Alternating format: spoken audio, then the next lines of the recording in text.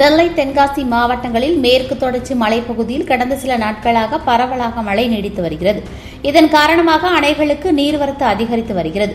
நெல்லை மாவட்டத்தின் பிரதான அணையான 143 அடி கொள்ளளவு கொண்ட பாபநாசம் அணையின் நீர்மட்டம் காலை நிலவரப்படி 125 அடியை எட்டியுள்ளது. அந்த அணைக்கு கடந்த 2 நாட்களுக்கு முன்பு வரை வினாடிக்கு 650 கன அடி தண்ணீர் மட்டுமே வந்து கொண்டிருந்தது. இந்த நிலையில் 2 நாட்களாக மலைப்பகுதியில் தொடரும் மழையால் நீர்வரத்து அதிகரித்துள்ளது. இதனையடுத்து பாபநாசம் அணைக்கு காலை வினாடிக்கு 2622 கன அடி தண்ணீர் வந்து கொண்டிருக்கிறது. கார் பருவ சாகுபடிக்காக 1100 கன அடி நீர் திறக்கப்படுகிறது. அணைப்பகுதியில் 12 மில்லிமீட்டர் மழை பெய்துள்ளது. மணிமுத்தாறு அணைப்பகுதியில் 2.6 மில்லிமீட்டர் மழை பெய்தது. அந்த அணைக்கு வினாடிக்கு 242 கன அடி நீர் வந்து கொண்டிருக்கிறது. அணை நீர்மட்டம் காலை நிலவரப்படி 93.20 அடியாக உள்ளது.